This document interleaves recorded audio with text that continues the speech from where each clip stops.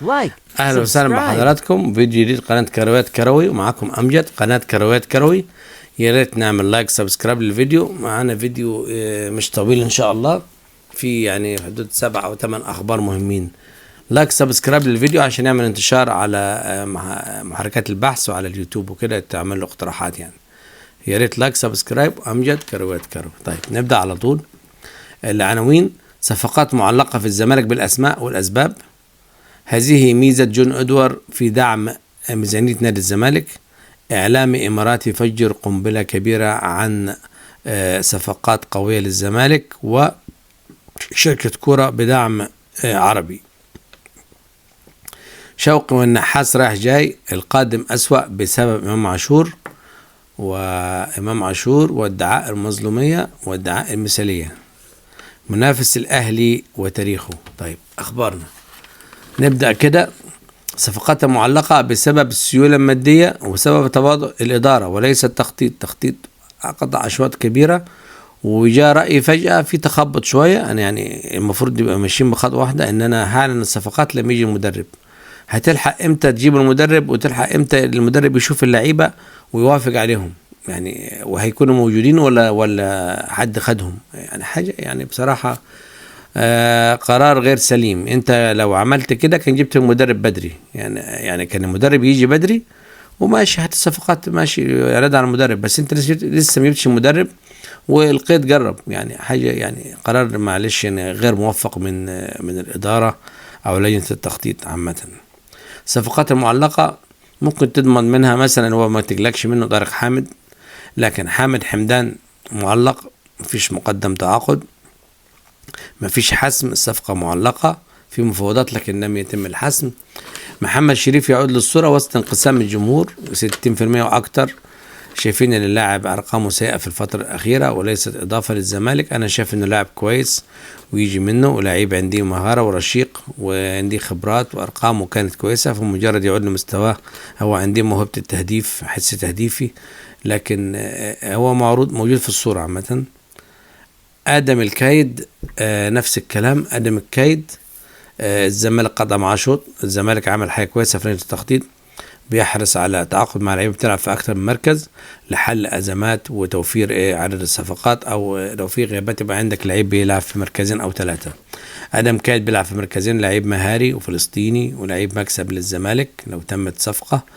فريد الملالي قطع معه شوط كبيرة ومفيش أي أزمات، لكن الزمالك عمل هولد عشان حكاية المدرب وعشان مقدم التعاقد ما فيش سيولة مادية. عمرو ناصر في دعم معاه عن طريق طبعا الأستاذ جون إدوار، كان في فاركو وبدعم الصفقة لأن بيراميدز عاوزه والأهلي كان يقال إنه عايزه، فاحتمال الزمالك يقترب ليه، بس زي ما قلنا ينهي الصفقة ويدفع مقدم تعاقد والمدرب ينجز والإدارة تنجز. عمرو جزار يعود للصورة تانية لأن الأهلي بيفضل محمود الجزار على عمرو جزار، فالزمالك نادي المحله بيقول ممكن الزمالك يبعت عرض، احنا اتكلمنا بس ما فيش عرض رسمي، فدي مشكله. الكلام الشفوي ده زي يعني اكنه مش موجود يعني. محمود ممدوح الدنيا ماشيه وفي اتفاقات لكن لا يتم ارسال تعاقد مقدم تعاقد او انهاء التعاقد. مفاضله ما بين جنش وعمر صلاح ومحمد علاء. ابو جبل يبتعد، وانا شايف ابو جبل مستواه يعني ليس الافضل. على فكرة عمر صلاح متوسط يعني، يمكن في اللعيبة الثلاثة أفضلهم محمد علاء وبعد منه جنش. أفضلهم محمد علاء حارس الجونة بأرقامه وطول القامة اللي عنده ولسه سنه صغير، وبعد منه جنش، بس جنش سنه كبير بس حارس عندي موهبة يعني. مهند علي الزمالك خلص معاه كل حاجة وميدو خلص معاه واللاعب مرحب والنادي بس مخليه خيار أخير عشان هو برا العراق بيحصل معه عدم تأقلم، فميدو يعني قلقان من الحتة دي، لكن هو لعيب خلص بيلعب في أكتر من مركز وهداف ماكينة أهداف، أرقام أهدافه مش طبيعية. صفقات بيراميدز طبعا كالعادة في صفقات تبادلية أو صفقات بيراميدز اللي هي شبه مستحيلة، والتفاوض بيبقى متعب جدا وطويل وممكن لا يتم حسمهم، اللي هم مهند لاشين وعبد الرحمن مجدي وزلاكا. طيب ميزة جون إدوار في زيادة الدخل. زمان فاركو كان الشركة بتصرف عليه وتجيب صفقات وتجيب لعيبة ودعم وكلام من ده، وكل مصروفات أو تكلفة ومستحقات اللعيبة في النادي وكل حاجة والدعاية وكل ما يخطر على بالك. بعد شغل جون إدوار حصل اكتفاء ذاتي ونادي فاركو عن طريق الصفقات والتعاقد والتسويق والشغل بتاعه نجح فيه بنجاح مذهل وقدر يجيب للنادي فاركو 150 مليون جنيه. حصل اكتفاء ذاتي، بيجي فاركو بيشتري صفقات ويبيع صفقات ولا يعتمد على شركة عمل شركة كرة وحده ونجح فيها، ولا يعتمد على إدارة فاركو أو شركة فاركو للأدوية إنها تصرف على النادي، وبيجي فيه اكتفاء ذاتي وتخيل ويجيب مكاسب. فده رجل خبرة وعقلية والناس كلها بتشيد بيه ككفاءة إدارية، وكان الزمالك محتاجه من زمان مش من دلوقتي. وطلب انه ياخد صلاحيات، دي حاجه تحسب ليه، وطلب حاجه ذكيه جدا انه يتواصل مع شخص واحد رئيس النادي، لو مش موجود ما ينوب عنه، دي تحسب ليه ويتم حسابه، ووفر له مناخ مناسب، ووفر له سبل النجاح وابقى حاسبه. ما عجبكش مشي، بس ما تتدخلش معاه في كل حاجه وتفرض رايك، يبقى هو يحس ان هو ايه خلاص انا كده بفشل، طب انا ما نفذتش اللي في مخي. لا، انت شو سيبه يشتغل وبعد كده حاسبه. كل الانديه الكبيره بتعمل هذا الكلام. اعلامي اماراتي يفجر قنبله من العيار الثقيل، بيقول ان احد ملاك بيراميدز تلقى اتصال من الناس مسؤولين فيفا، اكد له ان القرار اللي هيصدر من المحكمه الرياضيه خصم نقاط الاهلي الثلاثه الاخرى، وكده بيراميدز يبقى بطل الدوري. ده سر احتفال بيراميدز ببطوله الدوري في اخر ماتش لعبوه. وانا ده الخبر ده منتشر والناس كلها بتحكي عنه، بس انا شايف ان لسه الموضوع لم يحسم بعد. لازم المحكمه الرياضيه تدرس حيثيات وتتاكد، لان لازم يبقى القرار رسمي عشان الناس تتاكد منه. مستثمر عربي قد يدعم الزمالك، الراجل ده كان معاه، هو ينتمي للزمالك، كان معاه نادي أوروبي، هو تقريبا قطري أو إماراتي.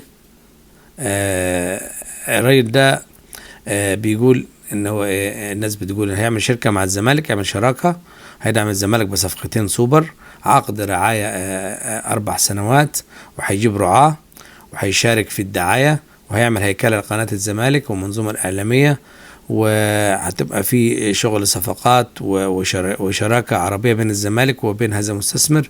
وإذا حدث هذا الكلام ده بيتم ترويجه بشكل قوي، والراجل ده محب للزمالك، عايز يدعم الزمالك، هتبقى نقلة كبيرة للزمالك، بالإضافة لفرع الزمالك الجديد وحقوق البث والرعاية، هتبقى مصادر دخل كبيرة قوي، هيبقى الزمالك ما عندوش أي أزمات.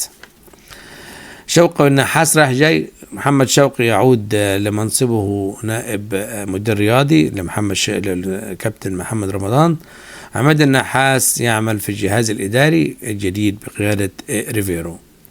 القادم أسوأ بسبب إمام عاشور، تجاوزات إمام عاشور فيلم مكرر آخر ماتش، وتجاوزه مع أفراد الناس الشغالة في الاستاد، الناس اللي بتقوم بتأمين المكان، تجاوزوا، ويقال ان هو توجه اهانات لبعض من الناس، وظهر كأنه مظلوم، وتصريحات انا بحب كل اللعيبة وده صاحبي وانا ما زعلتش وما ضربت زيادة، وفرحت بفلان لما جاء، وفرحت بزيزو، وفرحت بتريزيجيه، ده حبيبي اخويا متربيين مع بعض من ايام الجيزة والحياة دي، فرحت بده.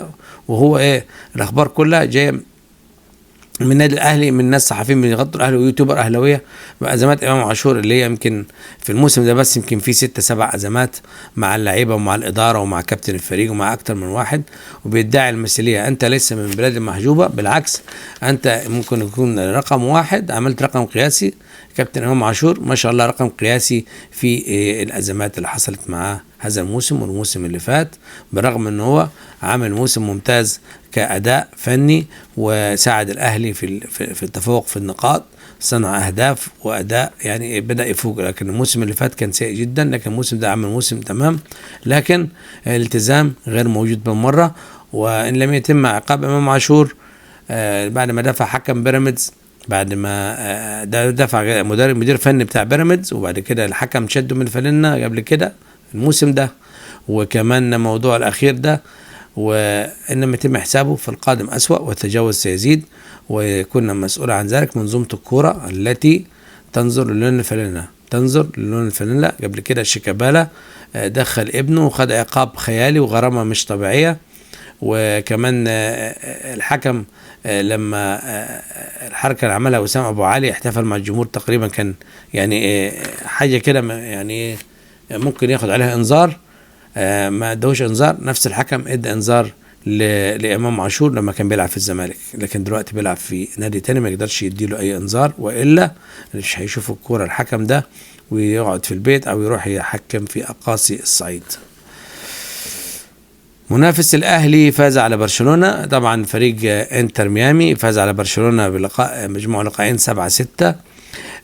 وبعد كده مرشح للنهائي وهيلاقي بالباريس سان جيرمان، يتميز بمنظومه دفاعيه قويه جدا وخط وسط منسجم وعندي هارموني عالي جدا. ابرز اللعيبه يمكن احسن لاعب في العالم حاليا ليونيل ميسي، وافونسو البرازيلي، واليندي ارجنتيني، رودريجيز ارجنتيني، وميسي طبعا، وسواريز اللي انتوا عارفينه، وبوسكيدس.